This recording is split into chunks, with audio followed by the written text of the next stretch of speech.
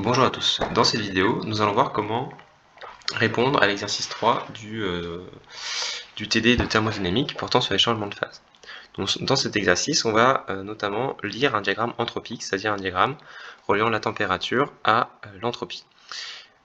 Ici il s'agit du diagramme entropique de l'eau et on vous explique dans l'énoncé que ça va vous permettre de comprendre ce qui se passe lors du fonctionnement d'une machine à vapeur type locomotive à vapeur où on va avoir la vapeur d'eau qui va subir une détente adiabatique réversible entre une pression initiale assez élevée de 20 bars pour atteindre une pression basse de l'ordre de la pression d'échappement, qu'on appelle pression d'échappement, de l'ordre de la pression atmosphérique.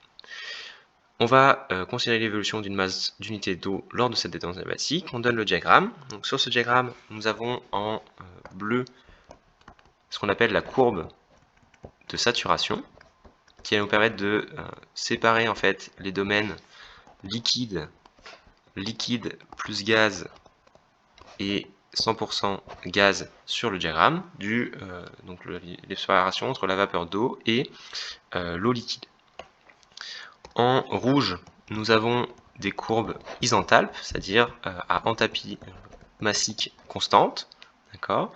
En noir, nous avons des courbes isobars qui sont représentées. Et donc avec une unité ici qui est le mégapascal, il faut faire un petit peu attention à ça.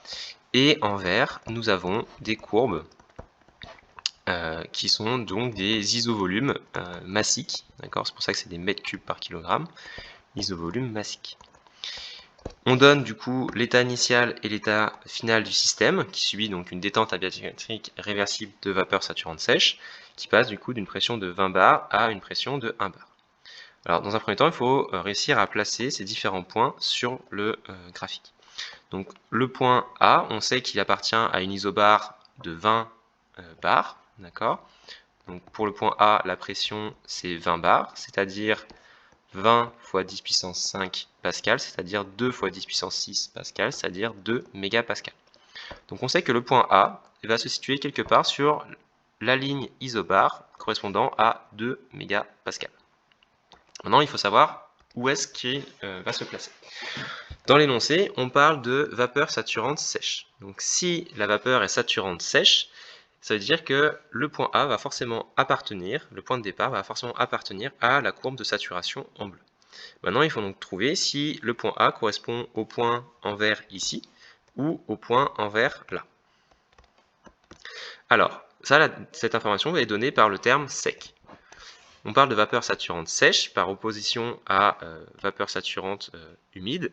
Et donc si c'est sec, c'est-à-dire qu'il n'y a pas de liquide. D'accord. Donc c'est-à-dire qu'on va être du côté 100% gaz. Donc le point A, c'est un point qui va se trouver ici. Ensuite, et on a bien du coup une pression de 2 bars, soit de 20 bars, pardon, soit 2 mégapascal. Ensuite, qu'est-ce qui se passe au niveau de la transformation? Là, le système subit une détente adiabatique réversible. Donc si on a une détente adiabatique réversible, un synonyme c'est une détente isentropique. Donc isentropique, ça veut dire que l'entropie ne change pas. Donc le point B va se situer quelque part selon la verticale que je viens de représenter. Et on sait que l'état final correspond à 1 bar. 1 bar, donc la pression du point B c'est 1 bar, c'est-à-dire 0,1 mégapascal. Donc on doit aller du point A jusqu'à l'isotherme, jusqu'à l'isobar correspondant à 0,1 mégapascal, c'est-à-dire ici. Donc une fois qu'on a placé les points A et B, à partir du coup des données de l'énoncé, on peut maintenant réfléchir aux autres données du tableau que l'on demande de trouver. Donc notamment, on va commencer par la température. Donc ici, on a un diagramme entropique, donc qui trace la température en fonction de l'entropie. Donc la lecture de la température se fait simplement par lecture de la position des points A et B selon leur ordonnée. Donc le point B tombe directement sur une température de 100 degrés. Pour le point A, il faut extrapoler un petit peu, donc on peut faire une règle de 3 ou faire ça un petit peu à la louche. Et ici, on va trouver une température de environ 215 degrés Celsius. Pour l'entropie, elle se lie sur l'axe des ordonnées, et comme la transformation est isentropique, l'entropie pour le point A et pour le point B va être la même. Pareil, en appliquant une règle de 3, on peut trouver 6,3 kJ par kg par Kelvin. au niveau de l'enthalpie, il faut se servir des lignes isenthalpes. Donc pour le point A, c'est assez simple, puisque le point A appartient à l'isenthalpe associé à 2800 kJ par kg. Donc la réponse ici sera 2800 kJ par kg.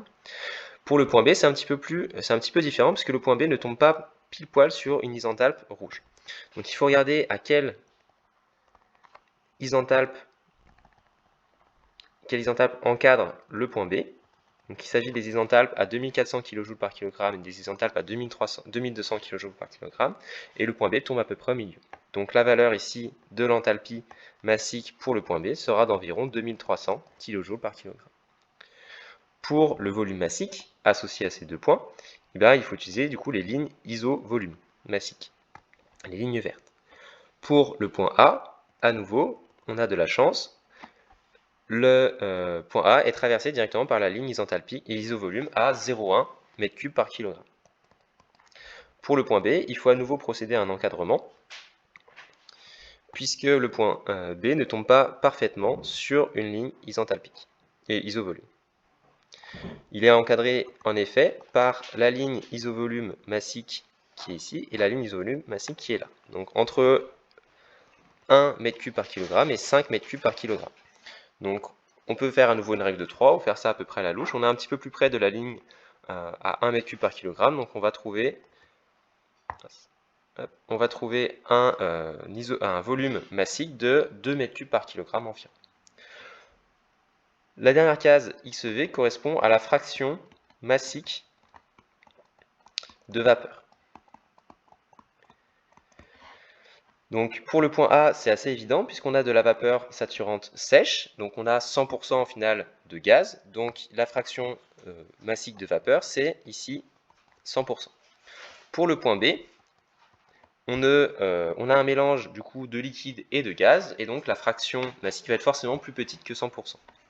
Maintenant, on cherche à trouver combien est cette fraction massique de vapeur.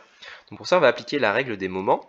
Donc entre les points C et D et B qui est représenté ici, sachant que la formule de la fraction massique, XV, va correspondre à la variation d'entropie entre le point C et le point B, donc la distance CB sur le diagramme, sur la distance CD, la variation d'entropie entre les deux points extrêmes appartenant à la courbe de saturation.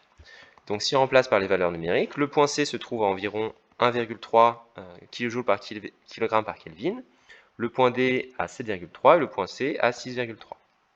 Le point B, pardon, à 6,3. Donc si on fait l'écart, la distance CB correspond du coup à 6,3 moins 1,3, la distance CD à 7,3 moins 1,3, c'est-à-dire à 5 divisé par 6. Donc 5 sixièmes, ce qui fait à peu près 84% pour la fraction de vapeur. Et une fois qu'on a ça, on a répondu à l'ensemble des questions de l'exercice puisqu'on a complété l'ensemble du tableau.